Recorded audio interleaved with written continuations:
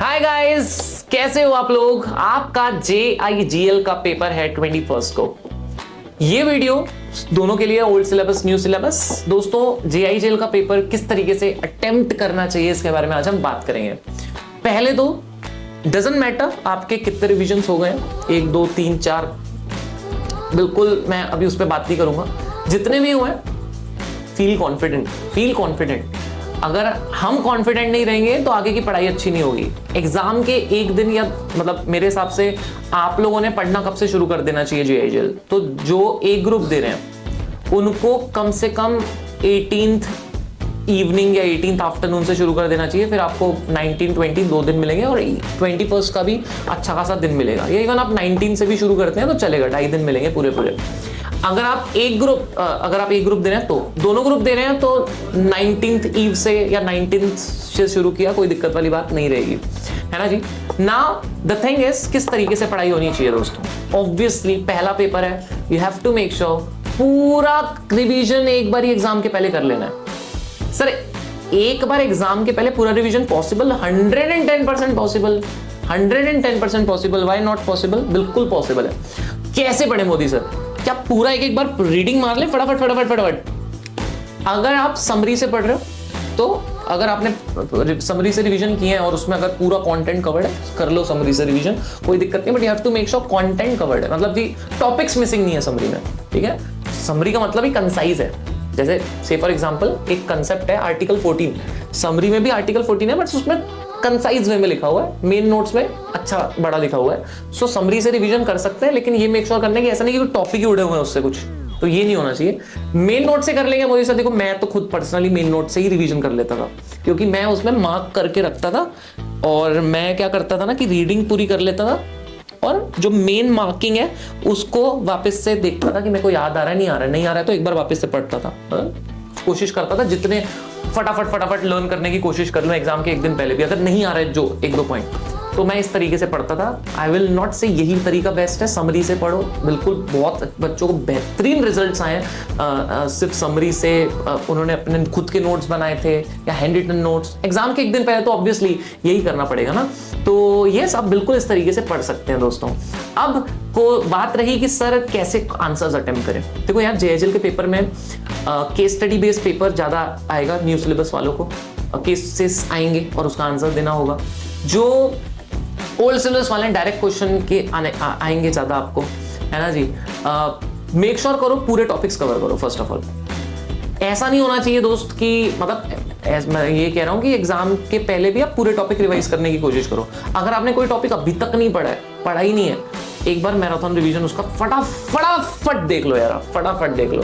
क्योंकि जब मैं ये वीडियो अपलोड कर रहा हूँ, आई थिंक आज डेट है 16 तारीख, ठीक है। सो फटाफट एक बार उसको देख लो यार प्लीज।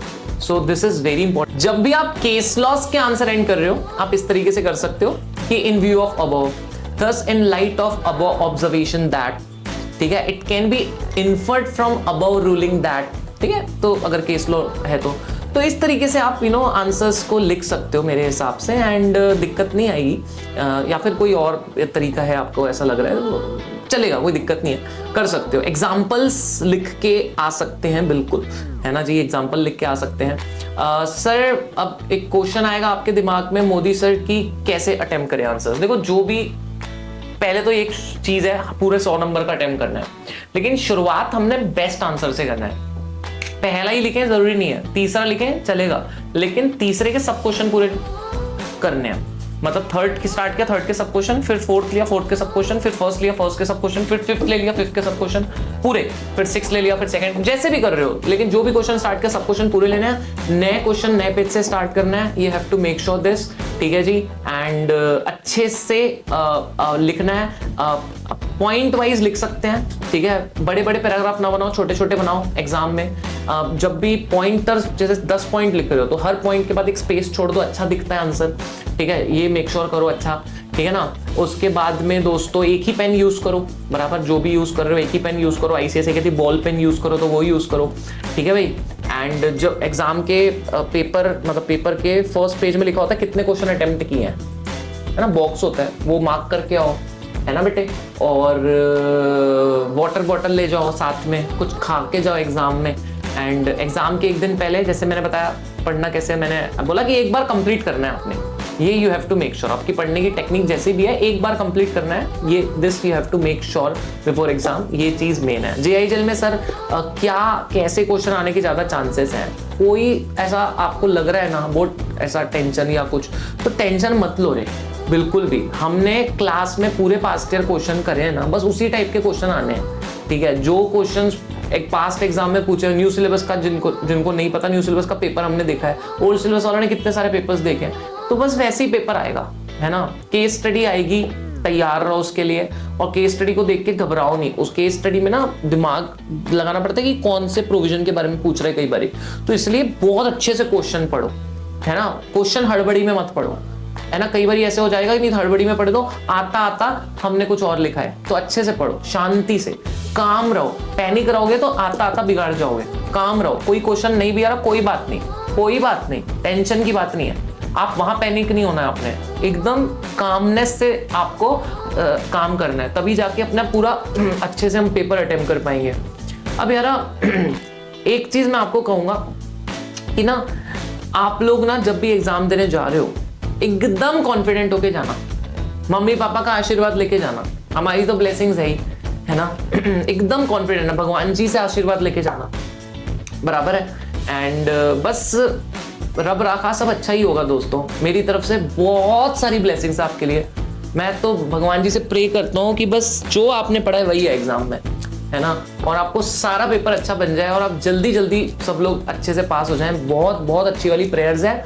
मेहनत अच्छी रखो बच्चे। एंड अगर कोई पेपर, है ना, कोई पेपर आपको लग रहा है कि यार ये वाला क्वेश्चन मेरा ऐसा, ये वाला क्वेश्चन वैसा, ये वाला क्वेश्चन वैसा, तो भाई देखो यार हो सकते हैं एक दो क्वेश्चन ऐसे हैं, दूसरे नहीं बिगड़ने चाहिए ना। एक क्वेश्चन में एक दो को आंसर नहीं आया तो भाई दूसरे क्वेश्चन नहीं बिगड़ने चाहिए ना। तो उसके चक्कर में आपको, इसलिए मैं कह रहा हूं बेस्ट आंसर से ही स्टार्ट करना है और एक हाथ क्वेश्चन देख के घबराना नहीं है।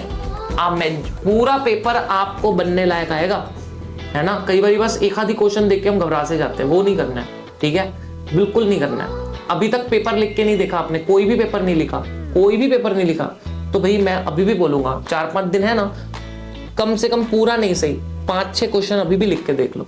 अगर कुछ भी नहीं लिखा है तो बहुत जरूरी है वो, ठीक है। तो लास्ट अटेम्प्ट का पेपर ही देख लो नहीं तो, है ना, तो वो बहुत इंपॉर्टेंट है। सो बस बाकी रब राखा सब अच्छा होगा, भगवान जी हैं हमारे साथ हैं, सब अच्छा होने वाला है। Wish you all the very best, wish you all the very best, wish you all the very best, wish you all the very best. ध्यान रखो हेल्थ का, है ना, ये आने वाले एग्जाम डेज में अपने कुछ भी बाहर का मत खाओ, या आप हॉस्टलाइट हो तो भी कोशिश करो हेल्दी ही खाने की, फ्रूट्स इनटेक, वाटर इनटेक अच्छा रखो।